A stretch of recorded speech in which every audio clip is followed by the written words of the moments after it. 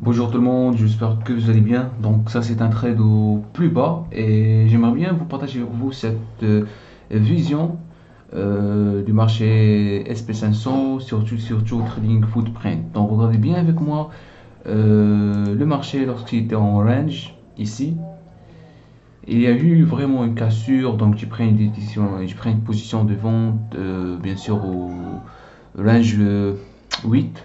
Donc ça c'est 2 minutes, mais en range 8 j'ai pris une position puisque j'ai vu la confirmation de vente. Mais j'aimerais bien vous indiquer cette partie là. Regarde, là où il y a le put of control, ici en jaune, vous avez à peu près 1181 et 1094, d'accord? Et à un moment donné, vous allez voir la valeur de la bougie, ou bien la valeur ou bien le point de contrôle va directement changer au bas de la bougie, qui nous montre ou bien qui explique que la valeur est changée.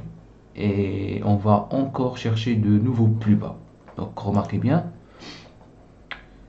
Donc actuellement on est au plus bas déjà, au prix de 4600. On regarde là, on commence à recharger. Actuellement on est ici à 1100 et là 1109. Donc ça c'est le troisième point of control et ça devient le premier principal. Et là vous allez voir 1300, 1400 et ça se recharge. Donc c'est-à-dire au niveau de 4538 il y a eu vraiment un volume important des côtés vendeurs. D'accord? Qui nous montre tout simplement encore une accélération de prix. Et là vous allez constater directement que le marché va encore pousser encore plus loin vers le bas. Encore au niveau de delta, vous allez remarquer que le delta elle est tellement négatif, mais par contre, si vous combinez le max par rapport au min, vous comprenez que le min est plus fort que le max, d'accord? Et là, c'est une formation qui est très importante.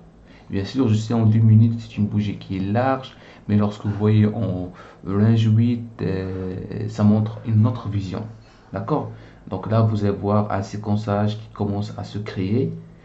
800, 900, 1146, 1156 et 1181. C'est un séquençage, c'est-à-dire qu'il nous montre de plus en plus les vendeurs tapent sur le bid et là une création de notre bougie. Et le plus important, c'est que la fermeture de premier bougie, c'est-à-dire n'a pas laissé une mèche qui nous indique que les acheteurs ils sont là. Tout simplement, la fermeture est proche de push of control. Et le push of control tellement plus bas. C'est pas, en fait, je vais vous donner un exemple. C'est pas comme, alors, restez avec moi. Je vous ai dit, les amis, c'est pas comme cette situation. Par exemple, vous avez une bougie qui est comme ça et le push of control qui est en jaune là.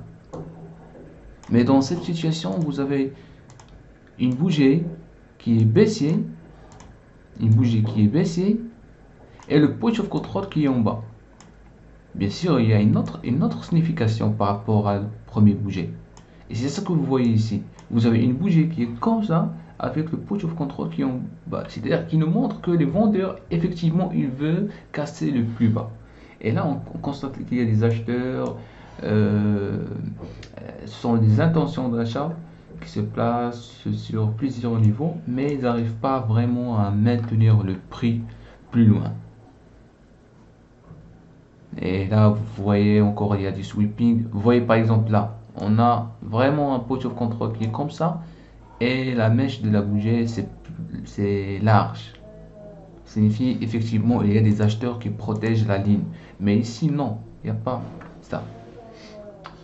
Donc en fait, ça a été la vidéo d'aujourd'hui, juste pour vous expliquer à peu près comment ça se passe lorsque vous tradez le plus bas. Et comment vous savez si le marché va continuer ou non. Il y a vraiment plusieurs éléments. Et surtout, lorsque le marché approche au plus bas, faites attention parce que c'est pas toujours, il y a des opportunités d'achat, mais on peut voir des opportunités de vente, le marché peut continuer de descendre jusqu'à la fermeture. Donc, j'espère que cette vidéo ça vous plaît. On se revoit à la prochaine. Merci.